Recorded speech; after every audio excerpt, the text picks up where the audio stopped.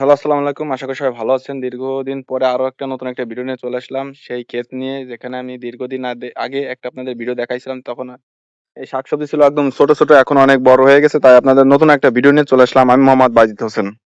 দেখতে পারতেছেন এই সেই শাক অনেক বড় হয়ে গেছে। এখন আলহামদুলিল্লাহ এখন খাওয়া যাচ্ছে। তো আপনারা যদি কেউ খেতে ইচ্ছুক বা কারো যদি পরায়ন চায় অবশ্যই আমার সাথে যোগাযোগ করতে পারেন। একদম বিনা টাকায় আপনাদের দেওয়া হবে। তো এই ফাঁকা জায়গায় আমরা এখন লাল শাক লাগাইছি। তা ছোট, ছোট বলে আপনাদের দেখাতে পারতেছি না। তারপরে জুম করে একটু দেখাচ্ছি বা কাছে যেয়ে দেখাচ্ছি লাল শাকগুলো। আলহামদুলিল্লাহ লাল শাক খাওয়ার মতন হলে ভিডিও আরেকটা দেওয়া হবে আপনাদের মাঝে। যা দেখতে পারতেছেন ওইখানে বড় শাক, এখানে আপনার লাল শাক লাগানো হয়েছে। ধুন্দুলগুলো অনেক বড় হয়ে গেছে। কাছ থেকে দেখাচ্ছি ধুন্দুলগুলো আপনাদের। তো সবাই চেষ্টা করবেন আপনার বাড়ির আঙিনায় এরকম শাকসবজি লাগাতে। দেখতে পারতেছেন ধুন্দুলগুলো অনেক বড় হয়ে গেছে।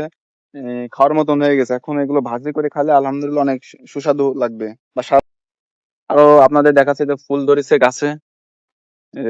বাইরের থেকে দেখাচ্ছে ফুল ধরছে, দেখছেন? দেখতে পারতেছেন ফুল ধরছে।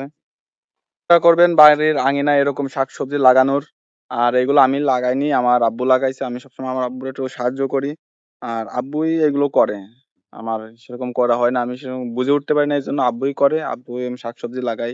তো সবাই পিতামাতাকে সাহায্য করবেন যাতে এরকম ভালো শাকসবজি গাছ লাগাতে পারে বাড়ির আঙিনায়। তো সবাই ভালো থাকবেন, সুস্থ থাকবেন এবং সবাই ভালো থাকবেন, সুস্থ থাকবেন এবং নিজের খেয়াল নেবেন। বাড়ির আঙিনায় সবসময় আমার শাকসবজি লাগাবেন।